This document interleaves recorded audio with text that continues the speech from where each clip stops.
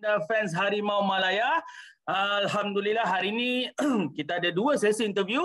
Tadi kita dah bersama dengan Datuk Ong Kim Swee dan sekarang kita ada bekas player yang mencetuskan huha semalam. Bro Curran. Betul ya? Saya sebut nama you Curran Pardon? Curran, your name. Betul Yeah, sebut yeah. Okay. So, how are you, Curran? Yeah, not well, bro. I'm good. Doing well. So actually your IG story yesterday has caused a big hoo-ha in our media social. So actually what's your main intention yesterday? No, I think the problem what's been happening is, there's a lot of, especially with COVID as well, we're handing out passports to probably players that don't really value Malaysia in general. They're just doing it to benefit themselves. And, obviously politically what's been happening in the past as well, just recently, with children being stateless who have a Malaysian mother, like that's been going on recently. It's a bit of a nightmare. People are trying to use the football to benefit themselves. And it's a little bit upsetting that like a player like, as I mentioned before with Lee Tuck, trying to lie to all the people, captain one of the biggest teams in the country, Terengganu, fans adore him, everything like that, just to try and, oh yeah, my mum's from Sarawak, from Sabah, trying to make stories up, really just to get a passport so he can prolong his career and make as much money as he can. And, as a country that is so proud to be, Malaysians, and it's obviously everyone knows how hard it is to get a passport, I just think we're going about it the wrong way. And it's quite upsetting to see people taking advantage of the system. But when you say he lied, definitely you have any concrete evidence that... Well, I've got messages, bro, from him 3-4 years ago trying to say, my family's from great-great-great-grandparents or something. Ayo, Bubby, why you need to lie for? It's he's told me countless times before he's got nothing. And yeah, just obviously, I know he's under 5 years and that's fine with any other player, but it's more just on principle that we're handing out passports to people without the right intentions. And what's going to happen after the football? He's just going to go back home and leave Malaysia? Like what's the end goal to it? How's it going to benefit the national team? It's not like we're bringing in a Ronaldo to try and help Malaysia go to the World Cup. There's just more things to football than this. And I think it's got to the point where it just doesn't look good for the country. We've got very good local players out there that, probably need more of an opportunity. The only teams that, you see local players shining is that like JDT. And you look how fantastic all those players are. Other teams are relying on foreigners and then hoping to give out passports. It's not a good look for the country, and it's not gelling well, and it's clearly not working on the national level as of now. Okay, but let's say, don't you have any worry? Let's say he wants to take any legal action of your action because bring bad perception to him, maybe? For what? Legal action for what? You said to the media that you're Malaysian. Your grandma, your grandpa, you say different stories, on this, on that. Okay, no problem. And then really you're not. Show the paperwork. You take legal action, no problem, my friend. We go all day, every day. But there's nothing to be legal with me telling the truth. If anything, the people of Malaysia should be taking legal action for you trying to lie, saying that you were Malaysian, and that's my problem. Okay, for the naturalisation, in your opinion, what is the basic requirement for foreign players to have to play for Malaysia? Must have Malaysian blood at least? Well, anyone with Malaysian blood is not naturalisation. Obviously they're considered Malaysian. It's like saying, like naturalizations for someone with no blood ties or whatever to the country that's obviously been there for a period of time, whatever the laws are with each country, and have changed citizenship.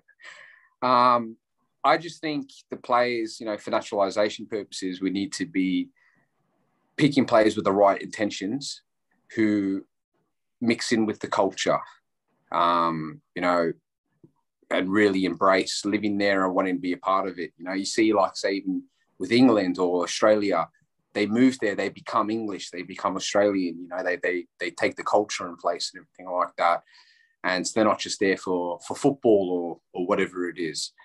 And I think we just need to get better players to be naturalised. Otherwise, just give it to the locals. How are the locals going to become better if it's some foreigner from God knows where who's not really better than the locals? You know, and that's the thing, you know, that's my opinion. That's just the truth. That's what I just see it as. You know, we've got good local young boys up there, and, you know, look at Safari Rashid. He's a fantastic player. He obviously went to Portugal and everything like that. Yeah, we've got talent all around there. You know, I just think we should be focusing more on just taking care of everyone. And, you know, if there is an exceptionally really good young player who's been in Malaysia a long time, like Samare, I respect that. He's been in Malaysia longer than anyone. Done his time. He's a fantastic player, in my opinion. And, yeah, I think he's done extremely well in the local leagues, and he's done really well for the national team when he's had the chance.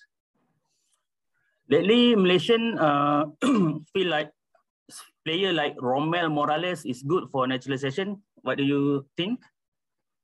I think Romel's a great player. I've played with him. He's got a great attitude. He's a good boy, you know, technically very good. I have no concerns. He's young as well. He's been in the country for a long time. He mixes in well with the locals. Yeah, that's something that I think can benefit the country, because, you know, you come here at, I think, 20, if I'm wrong. 19. There you go. He's been here his whole career. He's proven himself. He's a fantastic player. Whether the national team coach wants to pick him or not, that's you know, that's up to them. But will he be a benefit? I personally do, as I've played with him. But yeah, you know, it comes as a young boy. He's been here. He's proven himself, and he did very well in the Malaysia Cup, as we saw. I think he was top goal scorer. So yeah, why not? Romel's and he's got the right intentions, I believe. You know, I've played a year with him. I understand him. It's you know, that's quite positive towards, in my opinion. Curran, you were once considered as a prospect to play for Harimau Malaya before your retirement. Actually, yeah, you still have time to play. Do you have still passion inside you to play for Malaysia? Look, of course, I would always. That's one thing I always regret, not getting the cap. You know, I believe that there was a period of maybe 2 years I was better than anyone in my position as a defensive midfielder. If Brendan Gann's watching this, I'm the better Ganny. But yeah, you know, for whatever reason, I didn't get picked. I thought I did well in Thailand and everything like that.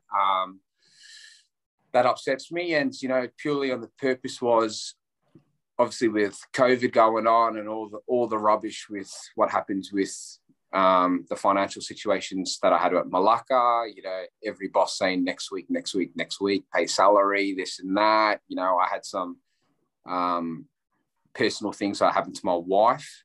The club didn't support me or the players at that time. I just said, you know, why would I risk my life and this situation when I don't believe I'm going to get the return, you know, at that, but that's the one situation. I'm not sure how they are now.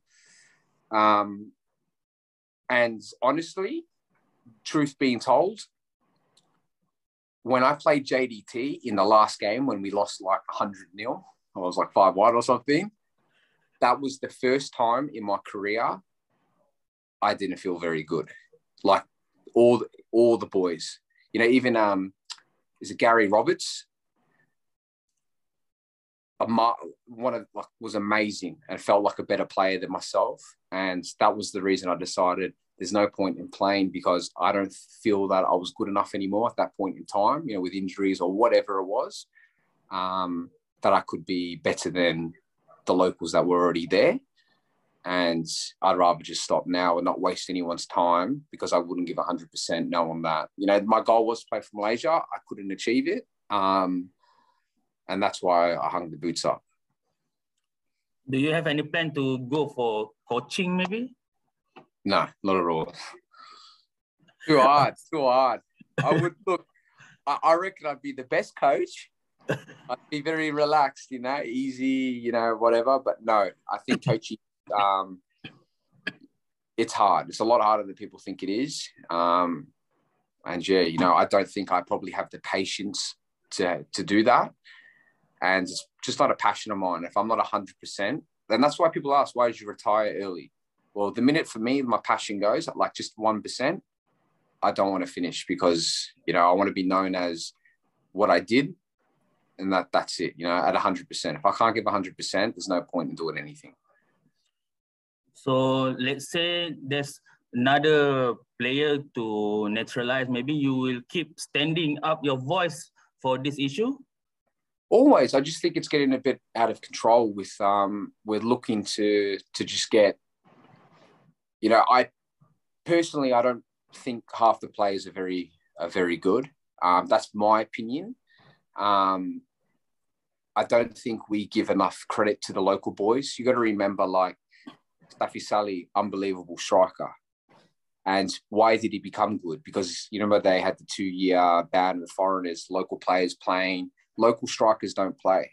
Local centre-backs don't really play. Some local midfielders don't play because all the foreigners are in there. So it becomes hard. And they maybe don't get the opportunity that they deserve. And I just think that if we really focused on giving more locals an opportunity and, you know, obviously bring good foreigners in, every team needs that. There's no problem in that.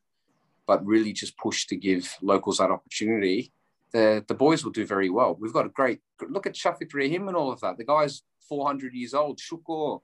They unbelievable players. Rosman's 5,000 years old, still playing like he's 21. You know, so there's talent there. And the older generation who had more chances of playing, they've shown that. Very good players. But, you know, I think there's a lot of other things as well with clubs. They need to be a bit more professional. Pay your players. Pay players on time. Because you don't get paid, the players, like, what am I doing? How can I give 100%? They have family. You know, and you know Malaysia, family first. That's the culture. So how can you support your family, go to work every day and not sure if you're going to get paid?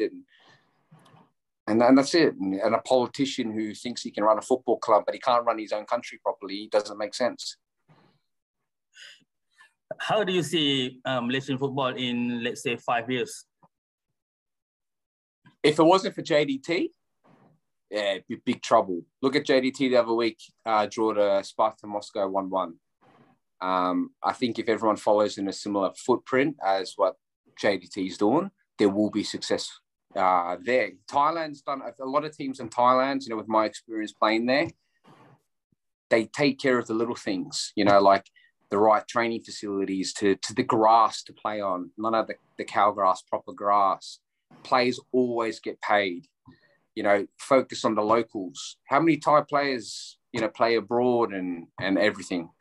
And they don't get, and in Thailand, if the foreigner doesn't play well, he goes on the bench and the local plays, no problem. I think in Malaysia, we rely too much on the foreign players. And even when they're not playing well, we still keep playing them and not giving the locals a chance. So we changed a few things and people tried to copy what JDT's doing. And it doesn't have to be the same budget. If it's 10 million ringgit or 100 million ringgit, try and work within that budget, pay on time, take care of the facilities. Don't bring in some bad coach that's, I don't know, from Germany that no one knows because he's foreign. It doesn't make sense. And yeah, you know, just try to be professional and have a culture within the team, you know, and that's it, and have a philosophy. Okay, Curran, I think that's all I want to ask you. We are from Harimau Malaya.